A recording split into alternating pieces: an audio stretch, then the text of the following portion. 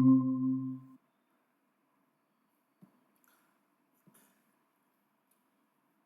Kuldeep. Good evening.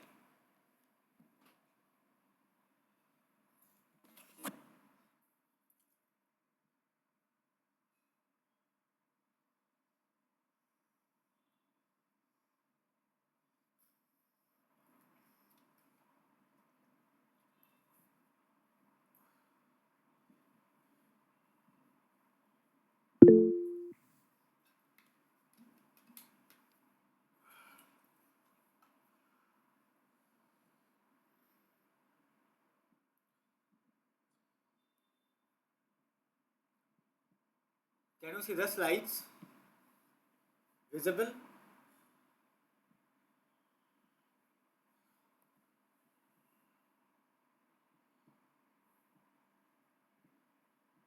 Okay, fine. Thanks for the confirmation. So others didn't join yet, so we will wait for 2-3 minutes, then we will start.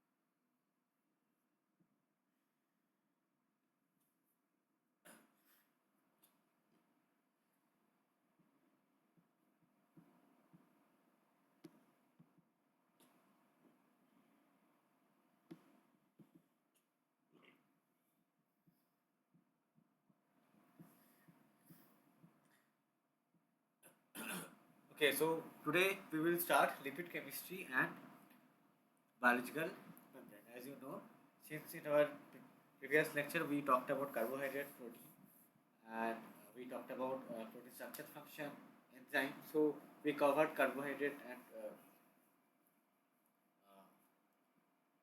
proteins, right, in detail. And in the last week we covered another biomolecule which is nucleotide, and we also discussed about the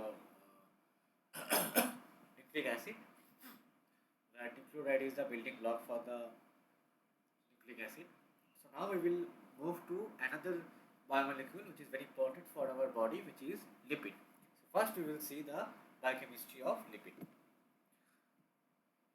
So let's start with the common definition of lipid. So lipid is made up of uh,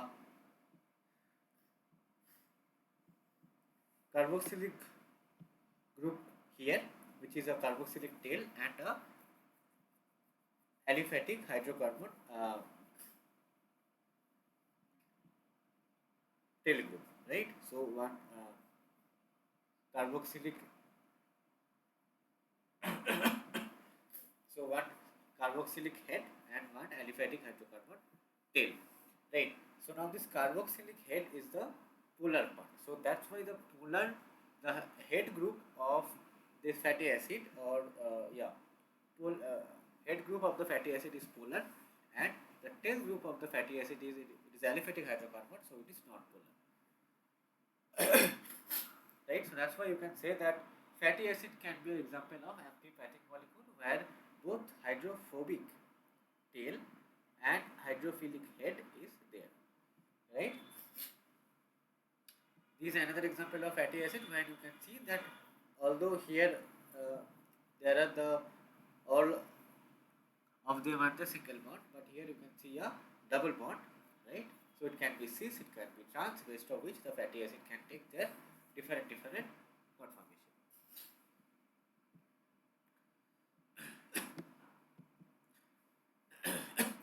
So this is saturated fatty acid, right? So saturated fatty acid means when there will be no double bond, right? So those fatty acid, for example, here they are saturated fatty acid if there is no double bond in the aliphatic hydrocarbon tail, right? But when it will be oxidized, that means when you will remove two hydrogen or yeah two hydrogen atom from here, then it will make a double bond here. So now it will be unsaturated, right? So this unsaturation can be cis or can be trans. So for example, here this is cis. As you know from your chemistry knowledge that if this is the conformation and this group R1, right, and R2 are at the same side, right? So the R1 group and R2 group, which are the two extremes of this unsaturation of this double bond, then this will be called as cis. So for example, this fatty acid is cis, right?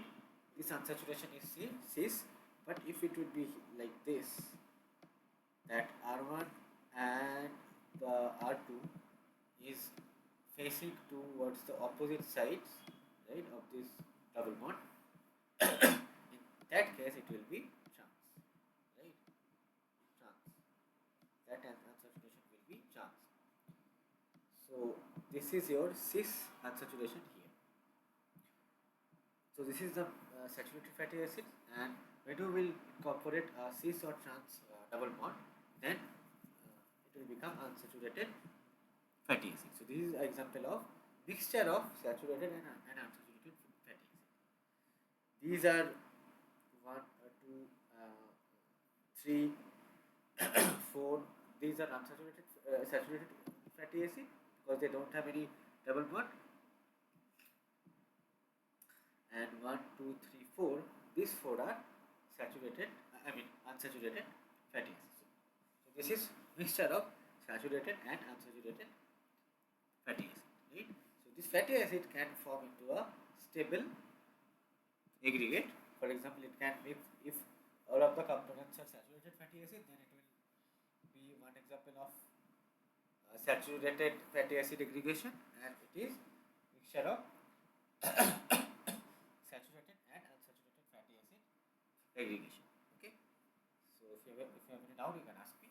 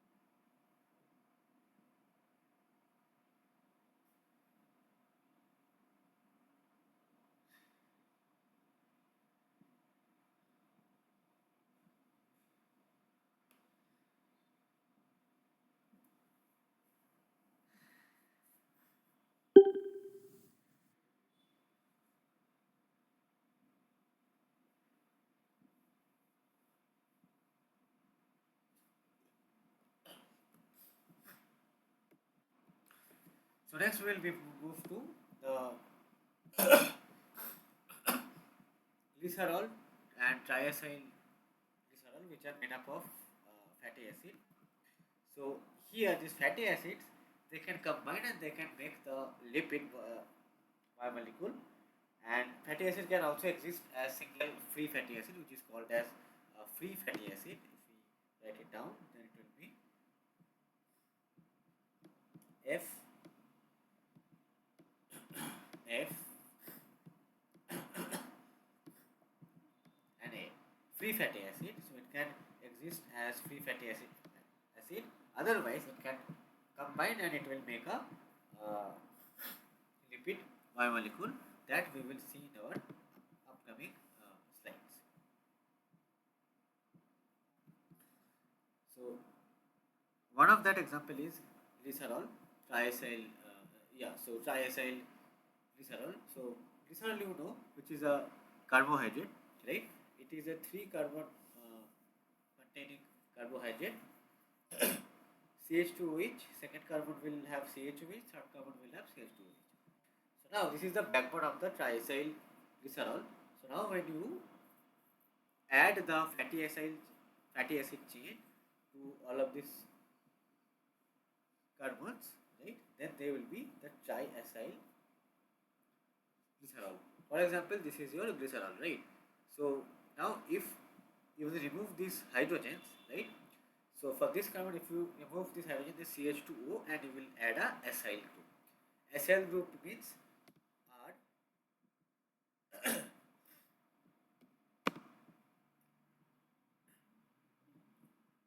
Acyl group means R C double bond right? This is your acyl group, okay, right? And then the remaining thing will be there.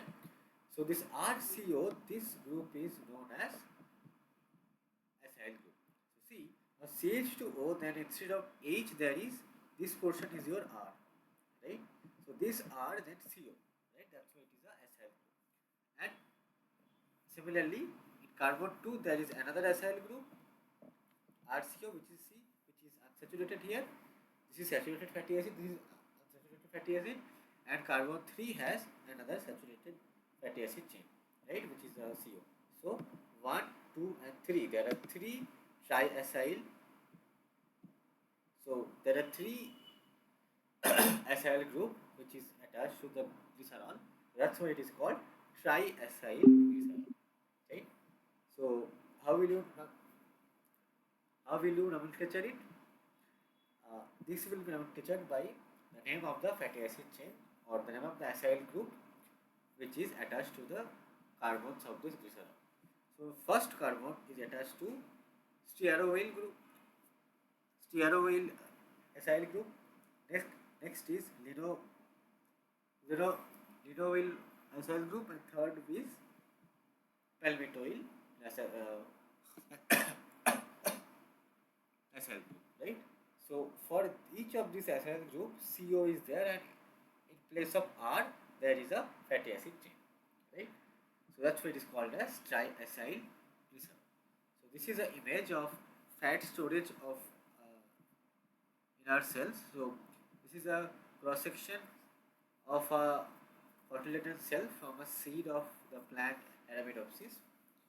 And as you know that the seed is a very good reservoir for the nutrients, carbohydrate, proteins, fat. So it is also known that it has some fat storage granules. So this large dark structure, which is this large dark structures, right? They are the protein bodies, and this light colored, white colored this structures, they are stored oils, right? So this is an example of how these fats are stored in a cell. So one of the example we have read, that is triacyl glycerol, right? Okay, so let me know if any problem is there.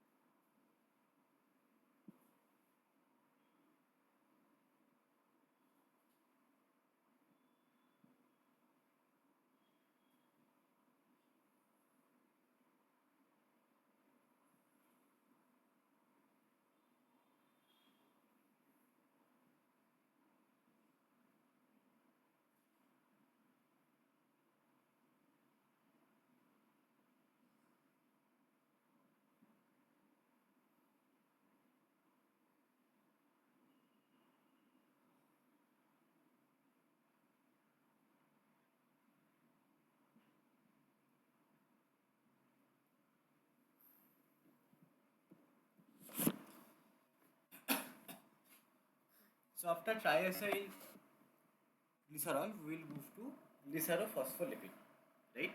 So this is the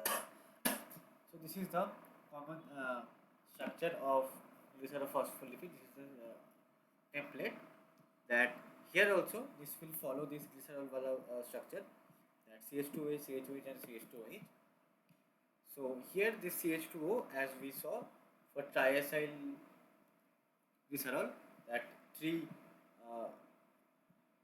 like after replacing those hydrogen you will get the fatty acyl chains, right? Here also similarly you will get in first carbon you will get CH2, same like this, CH2O C double one O, and this fatty acyl CoA, sorry, this fatty acyl group. So this, so in the first carbon there is this fatty acyl group is there, where the fatty acid portion is saturated fatty acid, for example palmitic acid. In the carbon 2 where CHOH is there, then it will have CH2O, then this fatty acyl group, right? So if we make a, so this is your fatty acyl group of first carbon, desaturated. This is fatty acyl group of second carbon, right? This is unsaturated, there is a double bond, so this is oleic acid, and in the third carbon there will be CH2O phosphate group and then X, right? This is the basic structure of glycerophospholipid. The name is phospholipid, means there is a lipid group attached with this phosphate, right? That's why it is phospholipid, and the backbone is the glycerol backbone. As you can see that two fatty acid group are connected to the two carbon of glycerol, right? So that's why this glycerol term comes, right? Because the backbone is still glycerol, and here there is a phosphate, the third carbon, so that's why it is phospho, and the X group will determine the, so it will be variable. So according to the group, this glycerophospholipids will take different name. For example, if X is hydrogen, right, so then it will be phosphoric acid. If the X is ethanolamine, means CH2 and NH3 plus, then it will be phosphatidyl ethanolamine, right? It has net charge 0 because one negative charge is there in the phosphate, and over nitrogen there is another negative charge, so minus 1 and plus 1, so the overall net charge will be 0. But for phosphatidic acid there will be net charge of this phosphate group, so it will be minus 1. Now next, if the X group is choline, then it will be phosphatidyl choline. This is your choline group, right? CH2 and instead of 3 hydrogen there will be 3 methyl groups, then it will be choline. So now it will be phosphatidyl choline if the X group is CH2 and trimethyl group. Here also minus and plus net charge will be 0. If the X is amino acid serine, like, right, as we talked about the serine amino acid structure, NH3 group plus group, and then C double bond O minus, then C alpha hydrogen and this CH2OH, right? So this is your serine group. So now it will be phosphatidyl serine. So the net charge will be minus 1 plus 1 and minus 1 of phosphate. So total will be minus 1. If the X group is glycerol, for example CH2OH, CHOH and CH2OH, if the X group is glycerol, then it will be phosphatidyl glycerol, right? Again the net charge will be minus 1 because glycerol does not have any charge. If the X group is myoinositol 4,5 bisphosphate, right? Inositol is a carbohydrate, 6 carbon carbohydrate, as we talked about the carbohydrate in last few classes. So this is your carbohydrate, right? 6 carbon carbohydrate. C1 has H and C2 2 has OH, right? This is a ring structure of the carbohydrate. Six carbon ring, right? Which is a hexose, and it has two phosphorylation at carbon 4 here, carbon 4 and carbon 5. That's why it is named as inositol 4,5 bisphosphate. And when it will attach to the glycerophospholipid, then it will be phosphatidyl and then this group name inositol 4,5 bisphosphate. Last, if the X group is phosphatidyl glycerol, so if the X group is itself a glycerophospholipid, which is phosphatidyl glycerol we studied, where the and phosphatidyl glycerol is this structure when X group is glycerol, right? So again for phosphatidyl, so if the X group is itself this lipid phosphatidyl glycerol, then that particular glycerophospholipid is called as cardiolipid. And so if you understand the structure, then as we know that this is again a glycerol backbone, right? CH2Os, then this is your uh, R2, right? Fatty acyl group. This is your CHOH fatty acyl group, right? And now CH2O phosphate group, and then the X is phosphatidyl glycerol, right? So now, right? So this is your phosphatidyl glycerol, where in the glycerol backbone there are two fatty acyl group, right? And in the third carbon, along with the phosphate, there is glycerol is present as X, CH2, CHOH, CH2, and then when this entire part will be attached here, right, as a X, then it will be called as cardiolipid, whose X group is phosphatidyl glycerol, right? I hope it is clear. If you have any problem, you can ask.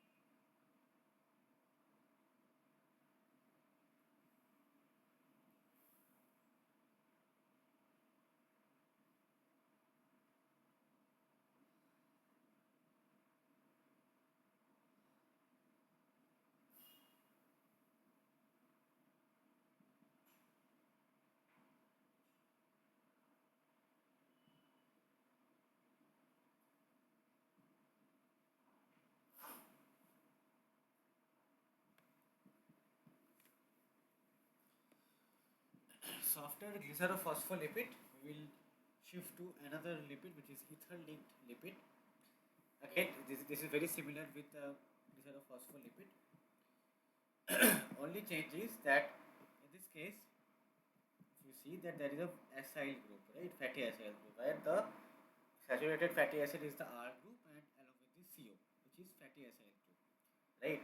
So yeah, so this is attached to the one of the carbon of glycerol backbone. But in this case, instead of acyl group, instead of RCO, right? Instead of RCO, there will be CH2OR.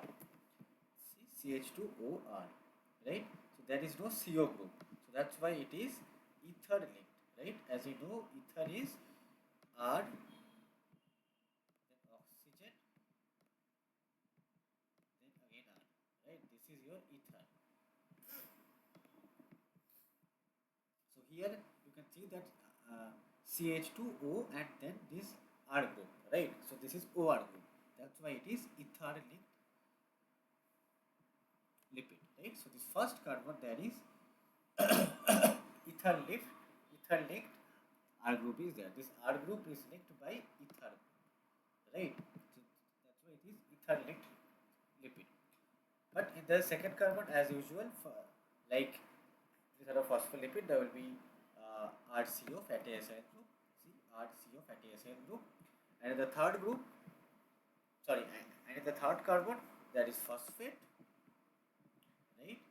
And there is the phosphate and this X, right? For example, here when the X is choline, choline is CH2 and trimethyl. Then when the X is choline, right here, then it is called as plasmalogen.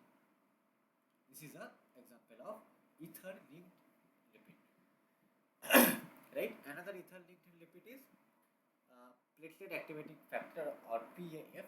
So here you can see that in the first carbon of this glycerol backbone, there is no RCO group. This is your R group, right? And there is no CO group. There is no carbonyl group. So that's why it is not fatty acyl group. It is a ether linked group, right? So this R group is connected to the glycerol backbone with this ether linkage, right? CH2OR. So when this kind of linkage is there, ether linkage, it is ether linked lipid, right?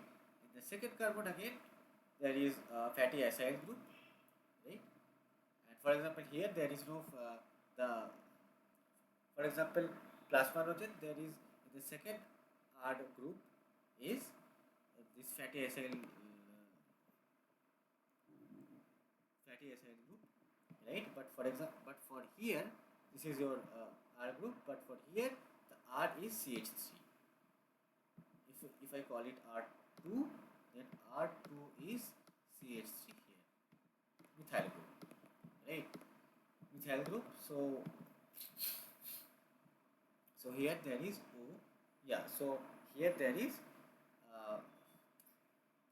CH3 CO group, right? Which is acetyl. When this R is equal to CH3, then it will become acetyl group.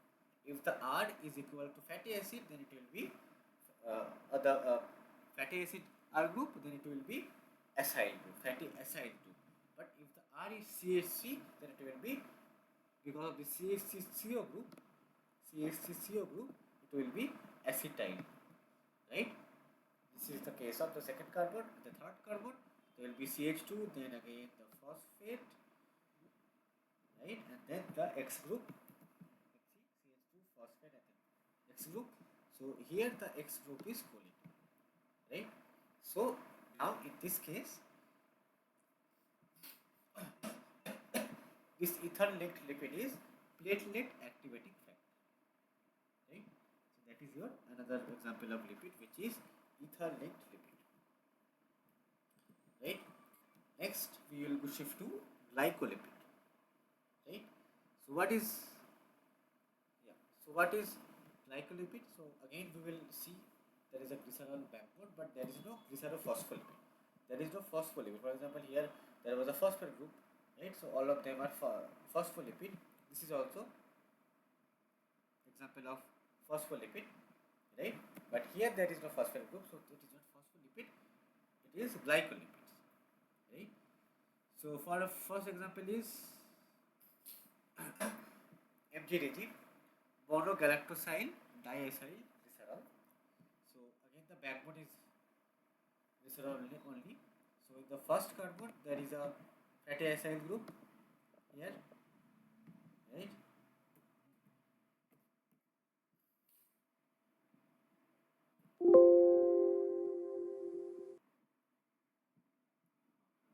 So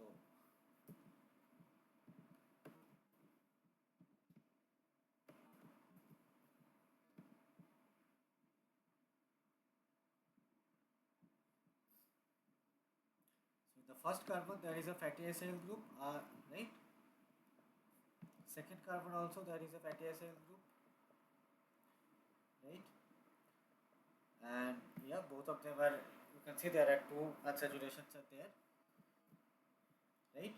And in the third carbon CH2, which is CH2OH in the glycerol, but in case of this CH2O, H will be replaced by this group which is a carbohydrate, right? So and you can see that this is your galactose, right? You can see that if this is your carbon number 1, then it is a C4 epimer of glucose. So this is C1, C2, C3, C4. And in case of glucose, H is over and OH is bottom, right? But for example, here in the galactose, the reaction is just opposite. So it is a C4 epimer. So it is a galactose. Clear? So now, right? So this is a galactose. So that's why it is monogalactosyl diacyl glycerol. There are two fatty acyl group, right? So that's why diacyl glycerol, backbone is the glycerol, and the and in the third carbon the carbohydrate group is galactose. So that's why it is monogalactosyl diacyl glycerol. Similarly, you can see the same structure, same backbone, right? Same structure, and here CH2O, instead of H there is two galactose group. There is a disaccharide, right, which are joined. So both of them are galactose, right? You can see there is C4 epimer of glucose. So both of them are galactose, right? So which is a disaccharide. So this is called as digalactosyl, two galactose group, digalactosyl diacyl glycerol. This is DGDG, right? They are the example of glycolipids.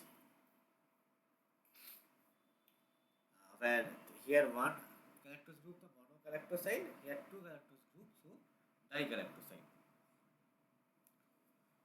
right?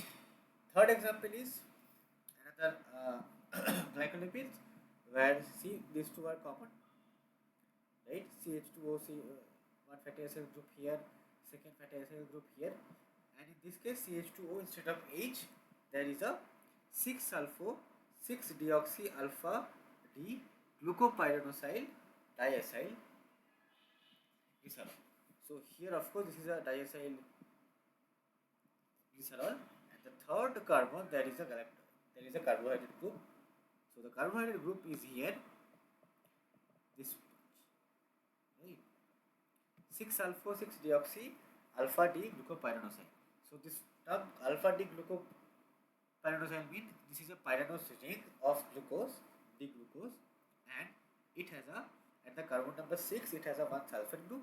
See, for example here for glucose it would be CH2OH, but in this case instead of CH2OH it will be CH2SO3, right? So that's why it is a sulfate group. So at the C6 position there is a sulfate group, so that's why sulfate group is the C6 position.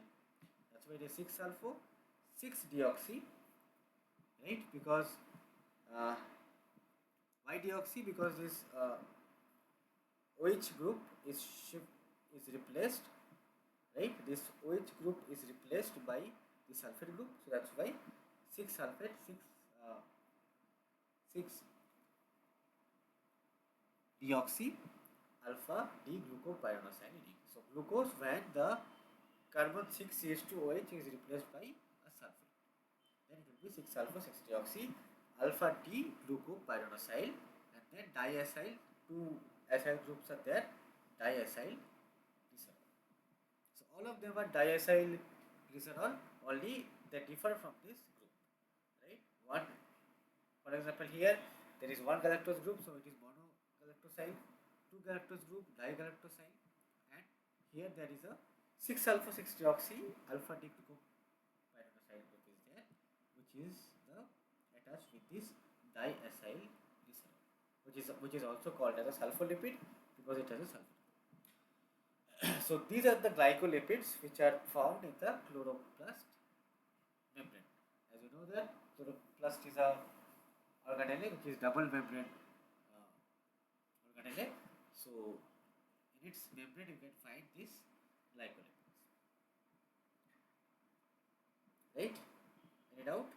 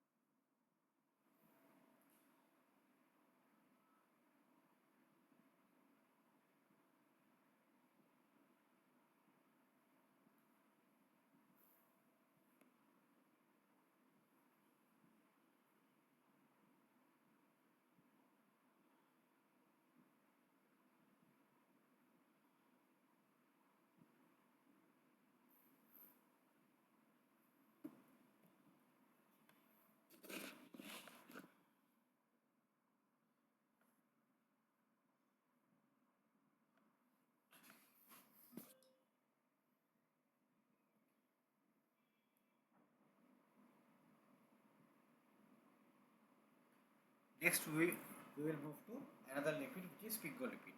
What is the structure of the general structure of the sphingolipid? Again, which is a 3-carbon backbone, right?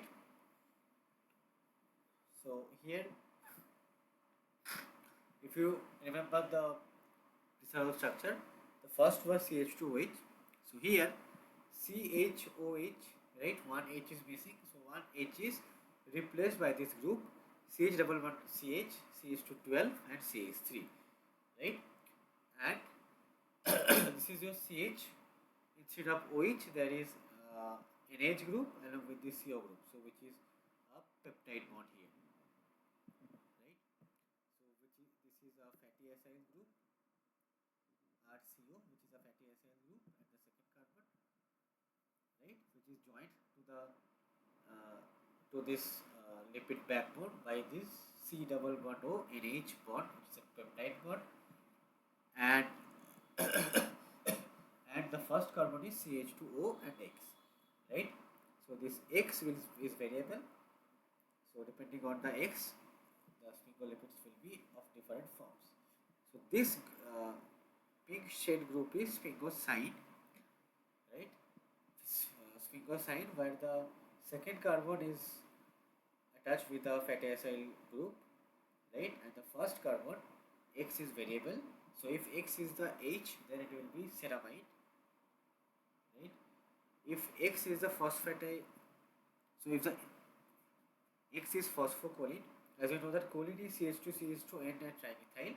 So if it is CH2O phosphate, right, CH2 phosphate, then it will be, this part is choline plus phosphate, it will be phosphocholine. So if X is phosphocholine, then it will be called as sphingomycin, right? If the X is a carbohydrate glucose, then it will be neutral glycolipid, which is a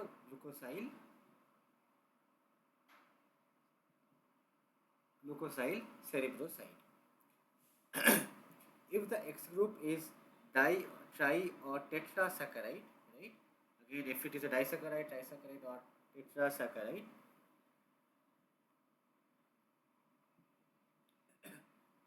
then it will be lactosyl ceramide, right? It will be lactosyl ceramide. And then if it is a complex oligosaccharide,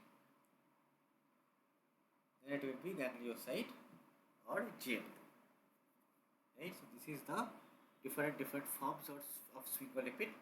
So forms will be depends on the X. Again, it's quite similar to the glycerol group, but not exactly same. The third carbon is CHOH and this group, right? Second carbon CH NH and then this fatty acyl group. The first carbon is CH2O and X, right? So this pink shaded portion is called as sphingosine, right? When the sphingosine is attached with this fatty acyl group and with this X group, then it will be called as sphingolipid, right? Any doubt here?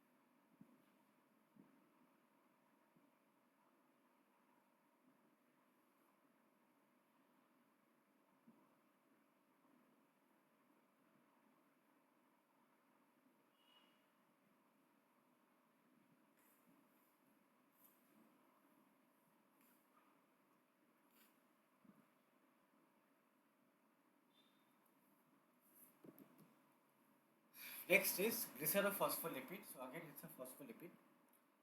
Uh,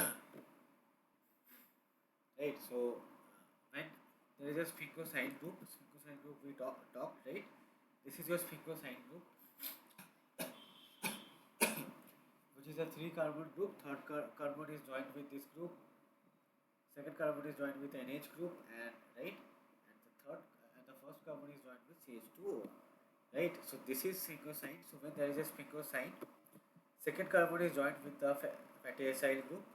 Here also same, it is joined with the fatty acyl group, and the third and the first carbon is joined with uh, you know oligos, oligosaccharide group, right? This is called glycerophospholipid.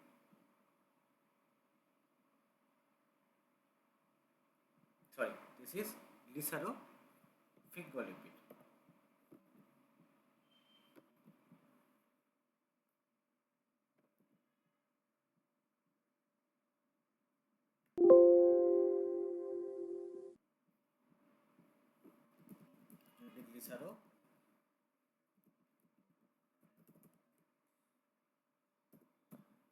Right?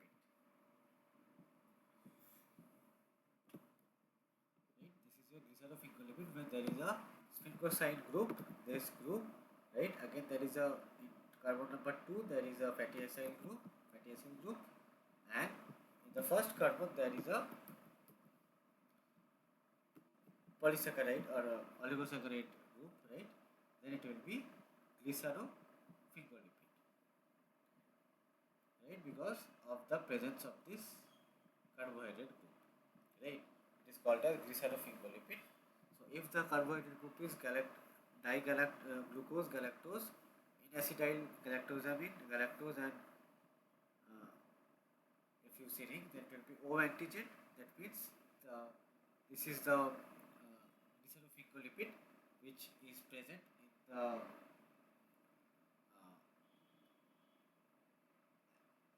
as a O antigen for the blood group O, right? For blood group A, the antigen is antigen A, where you can find this glycerophospholipid, where the carbohydrate group is this, and for blood group B, this B antigen is there, which is again the glycerophospholipid, where there is a sphingosine group, there is a fatty acid group at the carbon number 2, and in the first carbon there is a oligosaccharide group, right?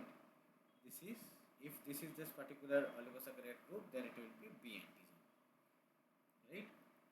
So this is the antigen for this is present in the antigen of persons whose blood group is B, right? So this, that's why glycerophospholipid presence in the blood group antigens, right? Which is an example of sphingolipid, which has a sphingosine group, right? So any doubt?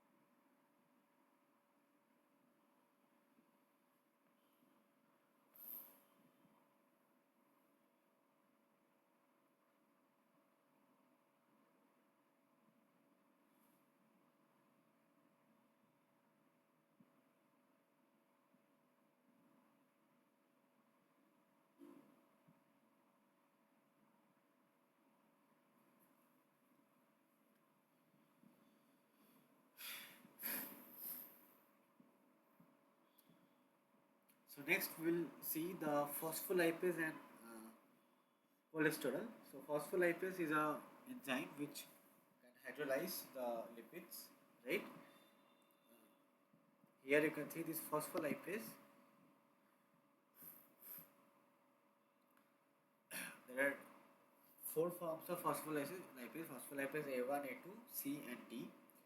So here A1 and A2 hydrolyze the ester bonds of intact glycerophospholipid, which is again this is a glycerophospholipid. Why phospholipid? Because first is backbone is glycerol CH2OH, CHOH and CH2OH. So in the first carbon there is a fatty acyl chain RCO, R1CO.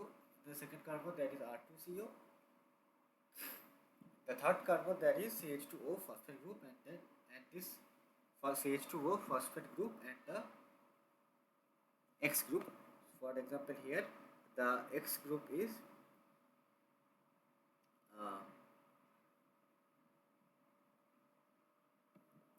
let's check the X group is for this example inositol 4,5 bisphosphate, right? So the yeah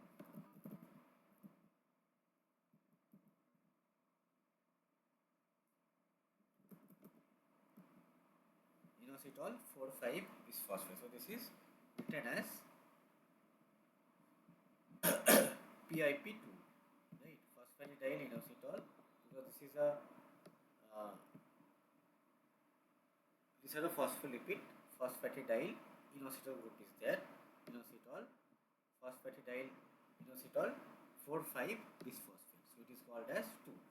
2 for 4 phosphate and C5 and this uh, 5 phosphate.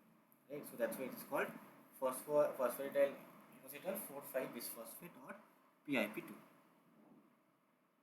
Right. So now this PIP2, this glycerophospholipid is a target of phospholipase. Phospholipase A1 will hydrolyze this here. So this fatty acyl group will be detached. Phospholipase A2 will phosphoacyl phospholipase A2 will hydrolyze this ester bond at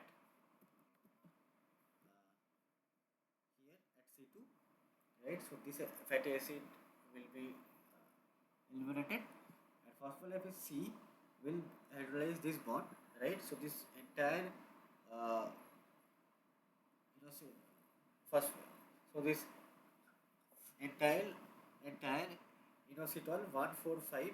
So after this after this hydrolysis, this part will be separate and this part will be separate, right?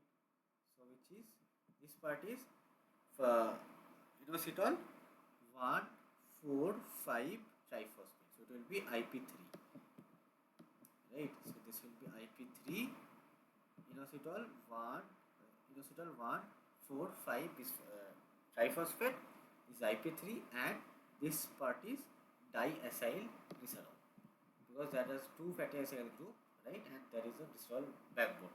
It will be diacyl glycerol or DAG. When phospholipase C will hydrolyze this bond, right? And when phospholipase D it will hydrolyze, then it will form IP2 inositol 4,5 bisphosphate. After this hydrolysis, you will get IP2 inositol 4 and 5 bisphosphate, right? One part of this, and you will get a phosphatidic acid, right? But there will be two fatty acyl group will be joined, and then here CH2OH, which is a phosphatidic acid. So we'll get IP2 inositol bisphosphate 4,5 bisphosphate plus phosphatidic acid, which is PD, right? We'll get this. Okay, so this is your uh, this is a glycerophospholipid, right? PIP2 phosphatidyl inositol 4,5 bisphosphate. So it is a target of phospholipase. So phospholipase A1 will remove this acyl group. Phospholipase A2 will remove this, will hydrolyze this bond, so this acyl group will be removed. And phospholipase C, when it will break this bond, then it will become uh, diacyl glycerol, right? And this thing IP3 inositol 1,4,5 triphosphate, and when phospholipase D will break this bond, then it will become uh, phosphatidic acid. This portion will be phosphatidic acid, and this X group will be removed as inositol 4,5 bisphosphate IP2, right? Plus this portion will be phosphatidic acid. So these are the target of phospholipase. Different phospholipase will hydrolyze different bond, right? Now next lipid we will study is cholesterol. Cholesterol has this polar head group, which is OH, which has a four ring consecutive rings, which is called as steroid nucleus. A B C D, four rings which are steroid nucleus, and there is a alkyl side chain. So three parts are polar head OH, steroid nucleus, this four ring, and alkyl side chain. So these three things will combine to make cholesterol. Right? So rings are labeled from A to D, right? And yeah, so polar head group, OH group, steroid nucleus, and alkyl side chain.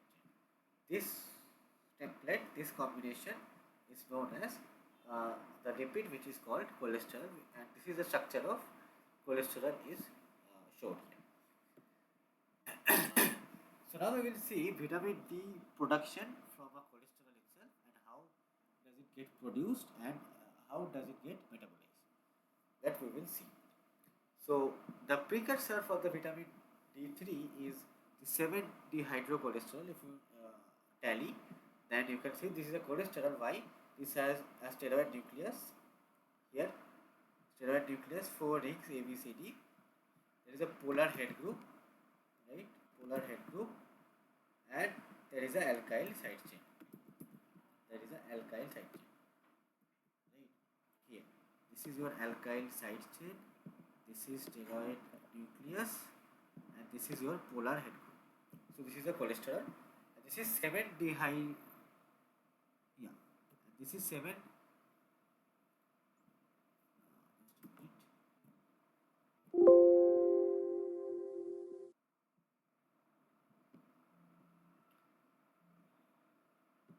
So this is 7-dehydro cholesterol, right? This 7-dehydro name comes from this uh, this alkyl side chain, and when it gets exposed, so it's in our skin.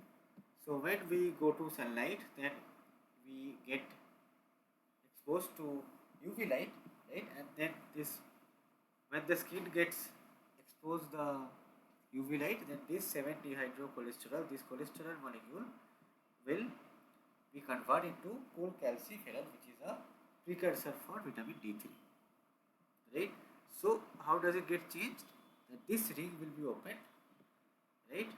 This third ring, yeah, this second ring will be opened, right? So you can see that first ring polar OH group, and the second ring will be opened. It will be opened, and then followed by the third ring and the fourth ring, and this alkyl side chain. So now with the 7, so yeah, so when this second ring will be opened, then initially it was 7-dehydro, right? But now it will be cholecalciferol when this ring will be opened, right?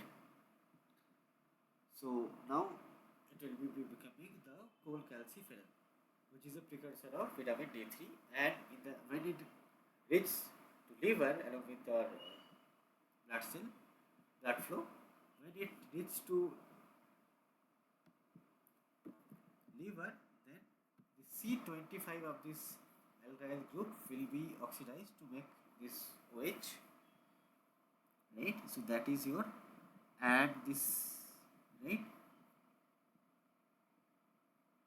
And in the kidney, the C1 group, the C1 carbon will oxidize to OH, right? So this was precursor, this was non-active hormone, but in liver, when the liver will add a OH group at the C25 and the kidney will add an OH group at the C1, then it will become 125 dihydro 125 dihydro cholecalciferol. Then it will be the active form of the vitamin D3 hormone, which will regulate the metabolism of calcium ion in the kidney, intestine, and bone. So this, so if you take this vitamin D in your diet, then you will prevent ricket. Ricket happens when there is a deficiency of the vitamin D, and here, so that happens especially in the cold country when you wear heavy clothing that will block the sunlight, so that will block the UV light, right, which is necessary for the production of the active vitamin D3, right? So if your skin will be covered, absence of uh, sunlight, then it will fail to form this active vitamin D3, right? So because of this problem, you will have a bone disease called ricket. So yeah, so that is the steps for the vitamin D3 production and its metabolism, which starts from a lipid molecule, which is cholesterol, 7-dehydrocholesterol.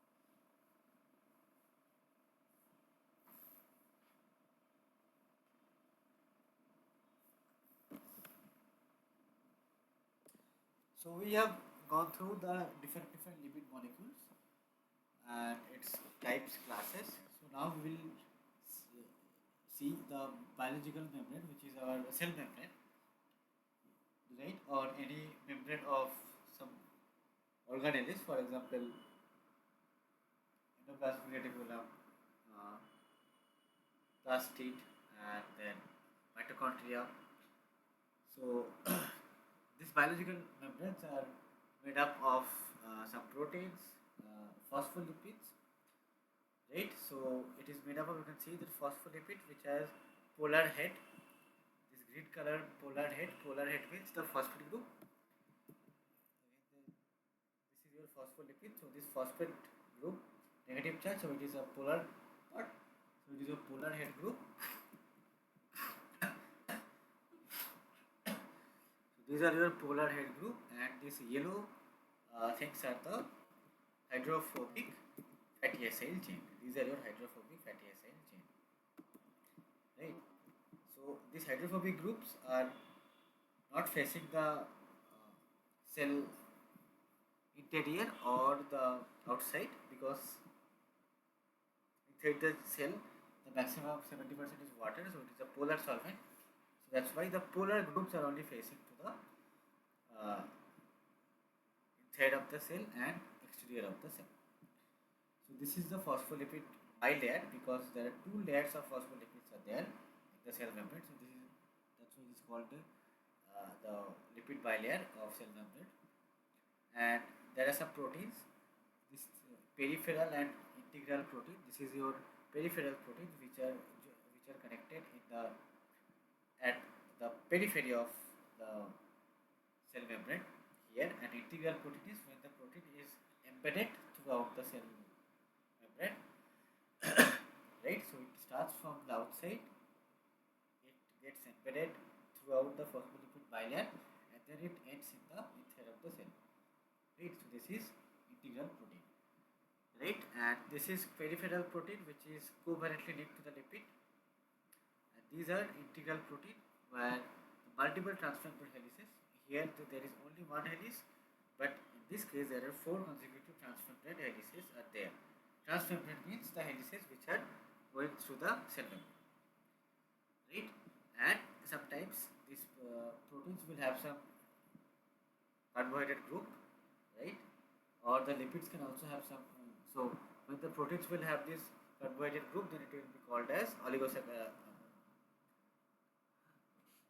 glycoprotein. So these are the oligosaccharide part of this glycoprotein. When the lipid will have the glycolipid, which we went through actually. This is our glycolipid, MGDG, DGDG, which are present in the chloroplast membrane. So these are the example of glycolipid when the oligosaccharide chain is attached to the lipid, then it is glycolipid. So this is a basic general structure of a biological membrane. So for lipid, right? So this is your peripheral and integral protein, right? So this is your peripheral protein, which is not embedded throughout the cell membrane. It is at one side of the at one periphery of the cell membrane. So this is peripheral protein, right? And when you use the reducing agent, for example urea, or if you use the bicarbonate ion, or if you use chiseting agent which will chisel the Ca2 plus, or if you change the pH, then the peripheral proteins will lose the directions with the cell membrane lipid protein, so it will move away, right? Right, and this is your integral protein which is embedded throughout the phospholipid bilayer. This is GPI linked protein, right? So here, right, so here the protein is attached with the lipid molecules called GPI, right? And this is a cross section of integral protein. So now when you apply the detergent, has both hydrophilic and hydrophobic region. So when we will add or apply detergent, then what will happen? Detergent will mobilize these proteins, right? Because it will disrupt the interaction between the protein and the lipid molecule. So this protein will come out, right? And these are the amphipathic detergent molecule, where as this part is embedded throughout the lipid, so that means the this part has to be hydrophobic. That's why it is going through this hydrophobic fatty acyl chain of the phospholipid bilayer. So that's why this portion is hydrophobic amino acids are there. So that's why the hydrophobic part of the detergent, right? This is the hydrophobic part of the hydrophobic domain of this hydrophobic part of this of all of the detergent will bind to the hydrophobic core or hydrophobic region of this integral membrane protein, right? So that's how you can remove or mobilize this peripheral and integral proteins. Now there these are the integral membrane protein, as we saw that it starts from the one extreme, it ends at another extreme, and it goes through the lipid bilayer. So it is embedded in the lipid bilayer. That is integral membrane protein, right? So they are of different type. Type 1 is there is a single transmembrane helix, and and the amino terminal will be at outside, carboxylic terminal will be at the inside, right? Type 2 is it is also a single transmembrane helix it has, and its carboxyl terminal will in the outside of the cell, and amino terminal will be at the inside of the cell. Type 3 is type 3 is have multiple transmembrane helices. There are 1, 2, 3, 4, 5. 5 transmembrane helices in a single polypeptide, right? And in type 5 and in the type 4, transmembrane domains of several different polypeptides assembled to form a channel through the membrane. So the type 5, so in this case you can see type 3 is a single, although it has multiple transmembrane helices, but they are a part of same polypeptide chain, right? This is continued. But for type 4, there are there are 5 polypeptide chains of there, different polypeptide chains. Each have one transmembrane helices, and they will assemble, different polypeptide chain will assemble to make this type 4 integral protein, and it makes a channel throughout the membrane. Type 5 proteins are held to be bilayer to the bilayer primarily by the covalent linked lipid, right? For example, this is your type 5, where it is linked with the covalently linked with the lipid, right? Type 5. And type 6 proteins have both transmembrane domain and lipid anchor, GPI anchor. So type 5 does not have any transmembrane domain, but type 6 it has a transmembrane helix, as well as it is covalently linked to a lipid, right? For example, GPI, right? So these are the 6 types of integral membrane proteins. So now in the cell membrane, lipid is in some place the lipid is mobile, so that means it can easily travel from each place to other place, right? And in some case the lipid is rigid, right? Some place of the cell membrane is rigid, that is called as lipid raft. So lipid movement are classified by 3 terms. One is uncatalyzed transverse diffusion, which is flip flop. So here there is no need of any enzyme or any catalyst. So this, for example, this red molecule can be flipping, and it will just change its direction to come here, right? So this will move like this, right? So this is called flip flop diffusion, which is uncatalyzed, right? And as it is uncatalyzed, there is no catalyst, so this reaction is very slow. The t-half is almost days.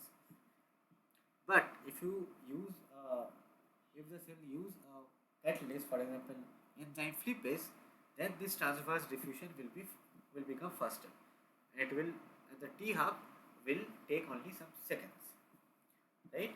So this flippage will catalyze the flipping of this particular phospholipid. So the final position will be this. So this process is very fast. T half is almost in seconds. Then uncatalyzed lateral diffusion. This is fast, although it is uncatalyzed, but it is very fast. So there is no flipping. There is lateral diffusion. So it will just diffuse in this direction, right? So this is the final position of this particular phospholipid. This is called uncatalyzed lateral diffusion, right? So integral membrane protein have sometimes it plays role in cell-cell interaction, as we talked about the integral membrane protein here, and the cell membrane we can see that it has both integral as well as the peripheral as well as the integral as well as the peripheral membrane protein. So these integral membrane proteins, they have a role in cell-cell interaction. For example, this integrin, right? Integrin consists of a alpha and beta transmembrane polypeptide, right? They are extracellular domain combined to form binding of divalent metal ion, for example calcium ion, and proteins of the extracellular matrix, for example collagen or fibronectin, right? And so this is the role of integrin. It will two integrin molecule, I mean two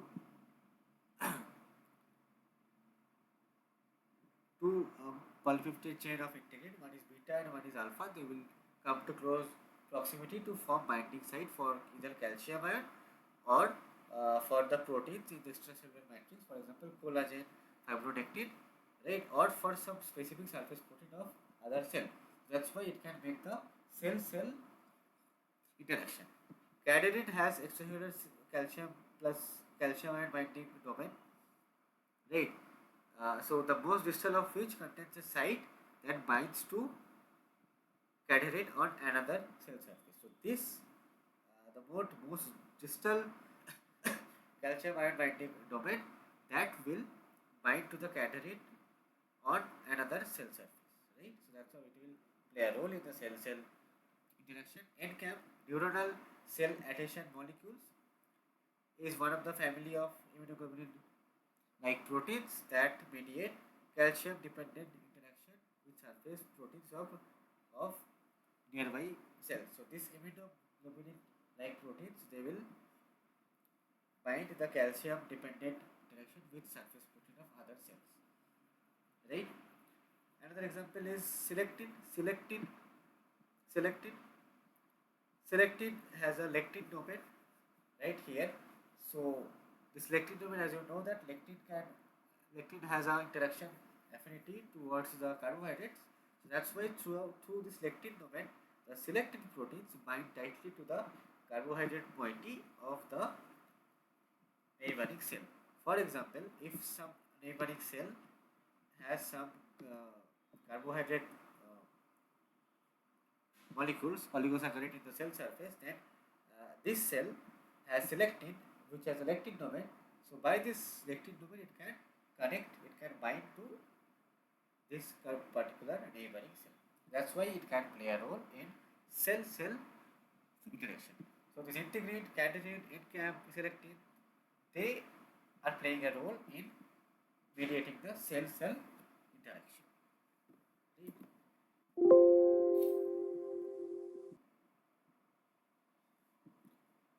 So next we will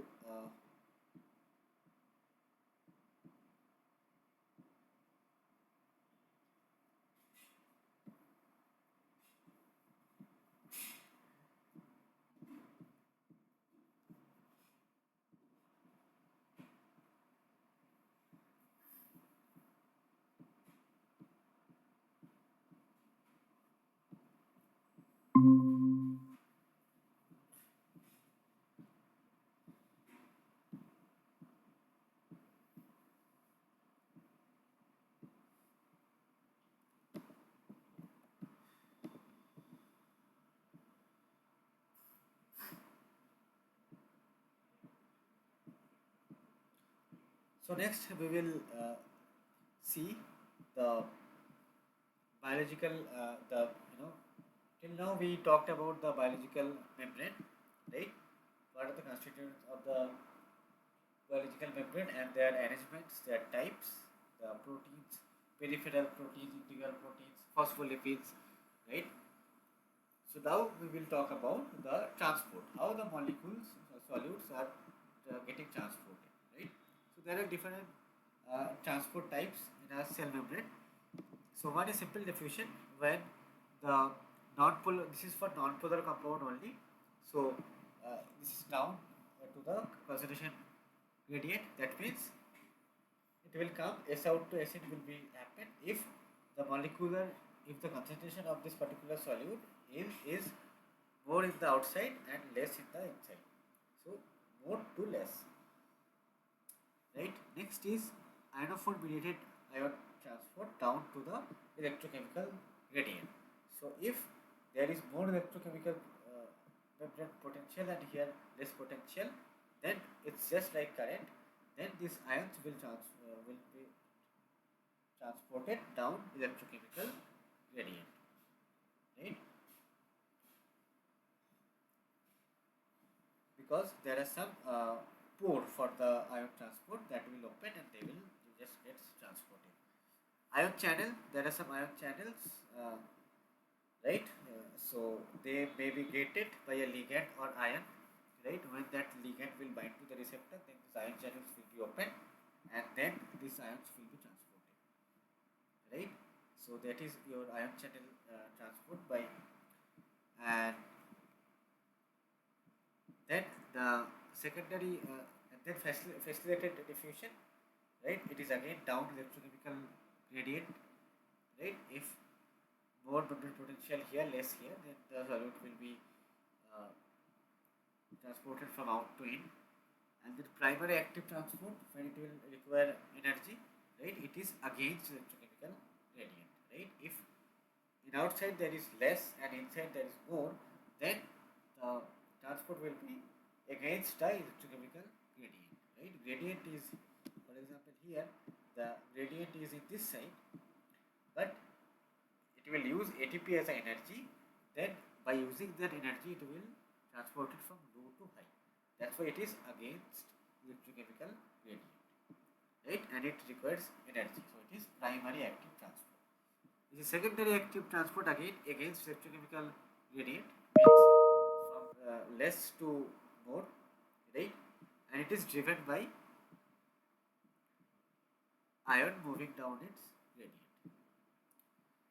right? So these are different types of transport we saw.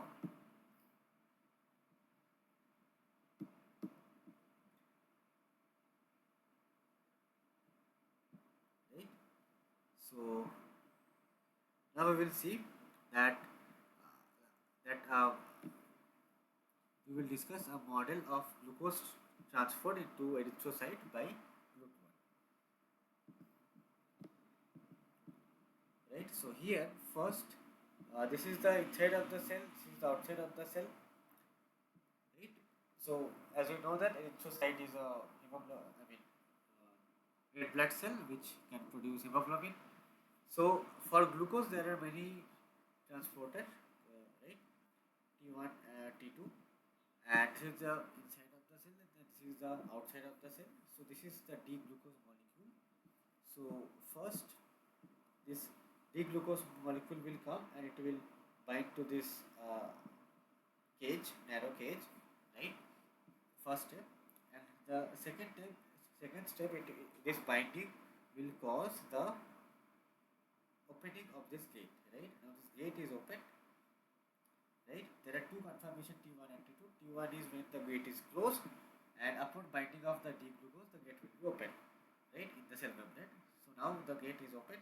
So now this glucose molecule will enter into the erythrocyte cell, right? Again, when this glucose molecule will leave this uh, transporter, which is GLUT1, right? When it will leave, then again this transporter will be closed and it will go back to its T1 conformation, right? again, when this new molecular glucose will come at the T1 conformation, then again it will bind here, it will open, and then the glucose molecule will enter into the nucleus. So that is example of model of glucose transfer into erythrocyte by GLUT1.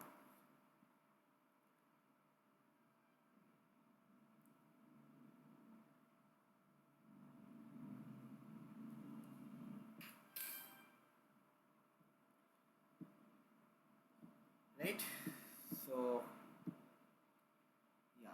So after that we will see the another glucose transporter GLUT4, which is present in the myocyte. So, and as you know that glucose is related to insulin. When the blood glucose level is high, then the insulin should be secreted, and then the glucose will be taken inside the cell from the blood flow, right? And then inside the cell, the glucose catabolism will be initiated, right? So this is the process when the blood glucose level is high. So now we'll see that how this glucose transport is by this GLUT4 transporter into myocyte happens, and myocyte is a muscle cell, so it is a very active cell. That's why it will require energy which can be achieved by metabolizing glucose, which is called as glycolysis.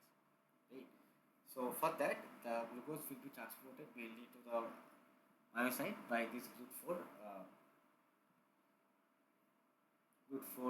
transporter, and right. So when the blood glucose level will be high, insulin will be secreted, and it will regulate the. It will actually induce the transport of glucose to the myocyte by GLUT4 transport. So let's see how does it happen.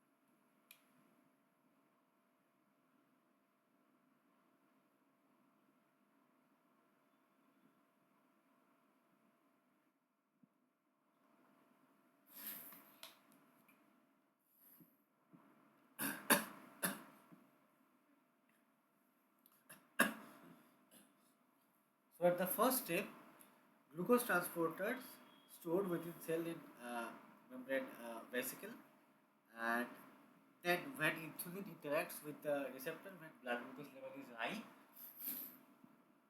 then there is a need of glucose transporting to the cells. So then the insulin is secreted, which will interact with the receptor. Then the vesicles will move to the surface, right? These vesicles will, which contain the GLUT4, they will move to the surface, cell surface, and fuse with the plasma membrane. Right? So it will increase the number of glucose transporter in the plasma membrane. Right? So when insulin level drops, then glucose transporters are again removed from the plasma membrane. So when the insulin level drops, then this interaction will not be happen. So when this interaction is not there, then the glucose transporters which are good for, they will be removed from the plasma membrane by endocytosis, right? They will be forming the small vesicle, and this smaller vesicle will fuse to the larger endosome, where the endosome will be enriched with the glucose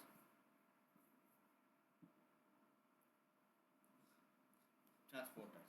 And again, when there is blood glucose level will be high, then insulin will be secreted. This interaction will happen. Then again, this glucose transporter containing vesicles, they will again go to the cell surface, so that the cell membrane will be enriched by the glut4 transporter. They will now, uh, yeah. So now they will mediate the transport of glucose from blood stream to the myocyte cells. Right. So that's how insulin can regulate the glucose transport by glut4 transporter into a myocyte.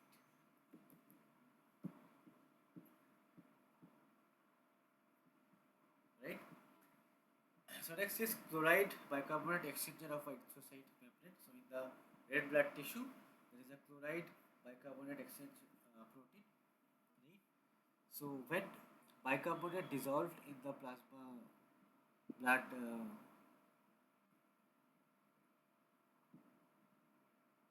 yeah. So inside the cell, CO2 in the respiring tissues, it will form the CO2. So it will actually, yeah. So it will form the CO2. So now the CO2, when it will react with the water in the enzyme carbonic anhydrase, then it will make a bicarbonate ion, and this is toxic for the cell, right? As well as H plus and Cl minus. So this so this bicarbonate along with this Cl minus ion, they will be come out from the respiring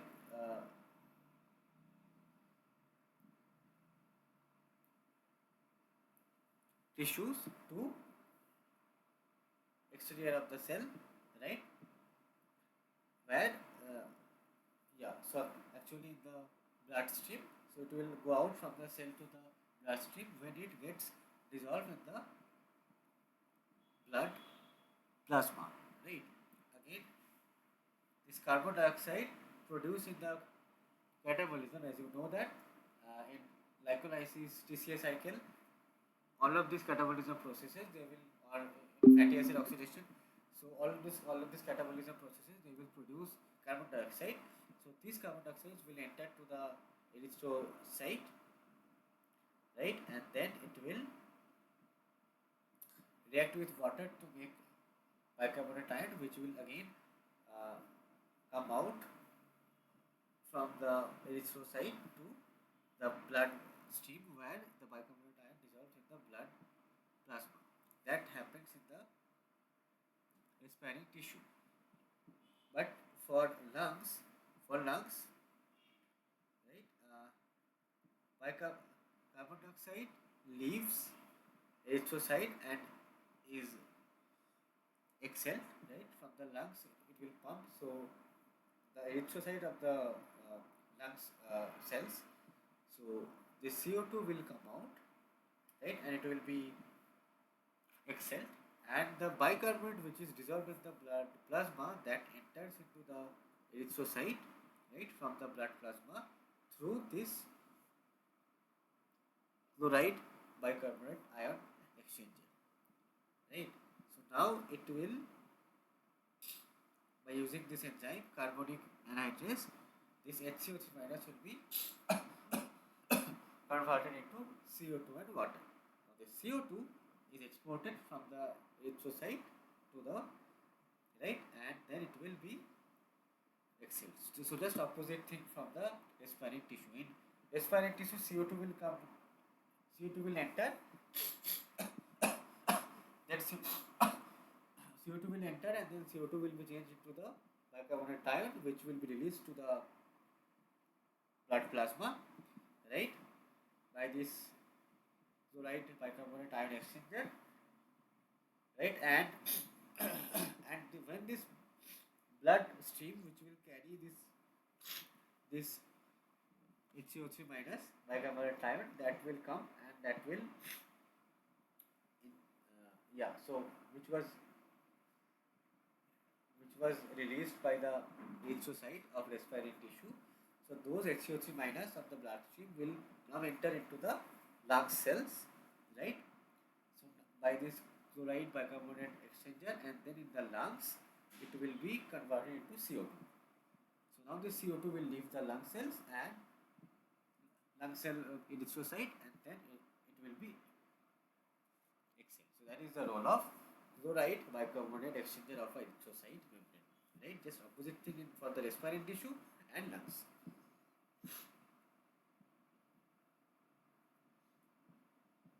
Right. So now the next is sodium potassium Na plus K plus ATPase, which is example of active transport. So as you know that active transport use the ATP, and it is against the electrochemical gradient from more to less, right? So this is a just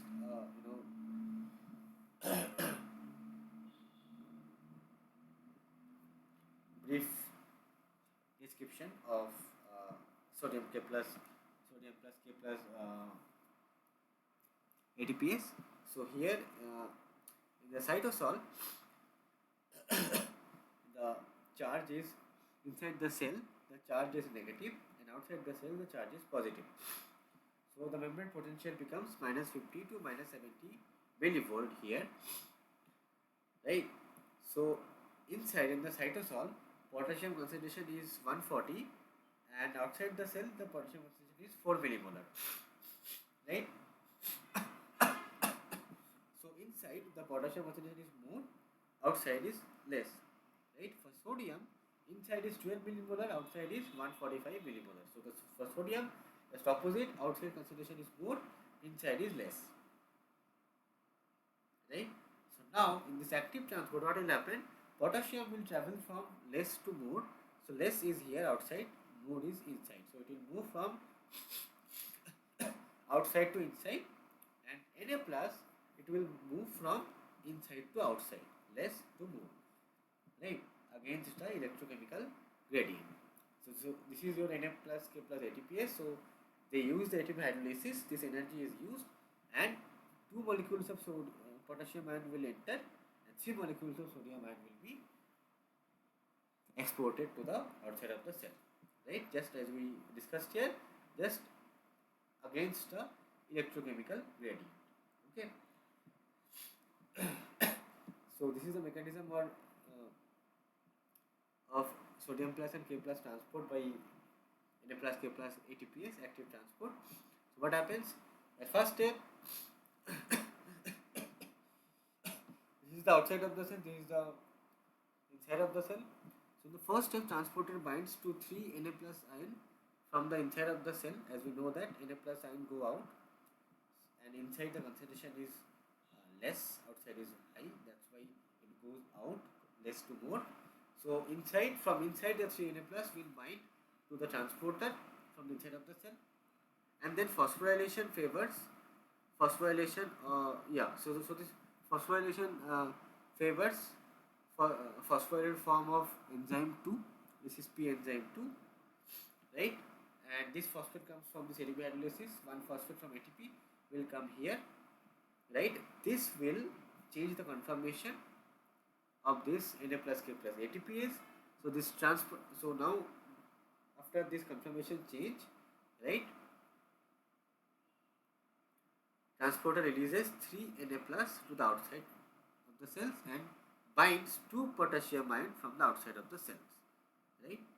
So 3 Na plus gone and 2 potassium ions. Na plus is the red one. So they, upon binding, ATP will mediate the ATP hydrolysis. So this phosphorylation, it will make a phosphorylation. So that will change the conformation. So this 3 Na plus ion will be released to the outside, and 2 K plus from the outside of the cell will bind to the transporter, this green one, right? Now there will be dephosphorylation. Dephosphorylation favors enzyme 1. So this is your enzyme 1. So after this dephosphorylation, these two potassium ions will be released by the transporter to the inside of the cell, right? So that's how 3 Na plus ion will travel from in to out, and 2 potassium ion will travel from out to in, right? This is called as Na plus K plus transport of this of through this Na plus K plus ATPase, right?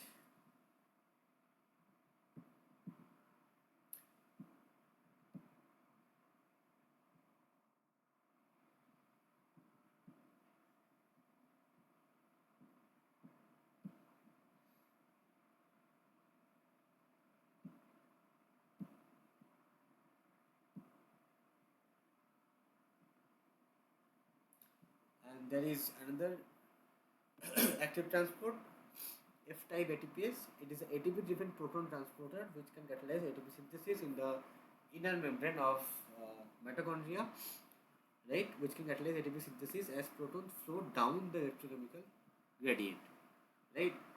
So this is the central reaction in the process of oxidative phosphorylation, right? So that we will go through later. So here what happened, it will transport, it is a proton transporter which is ATP driven. So from out to in, it will actually help the proton flow down their electrochemical gradient, right? So from out to in, the proton will be transported, okay?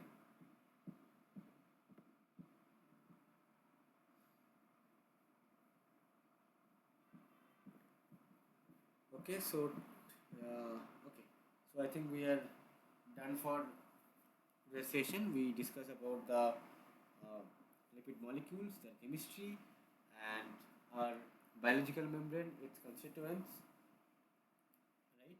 And then we also discuss the transport through this biological membrane, some passive transport as well as some active transport. For example, Na plus K plus ATPase, right? So that's how we are ending our session. Lipid chemistry, biological membrane, and transport through this biological membrane. So if you have any doubt, you can ask me in the further class also, right? So I think we are. So that's all from today's session. So we will meet on tomorrow at 8 p.m. Okay. Thank you. Thanks for joining.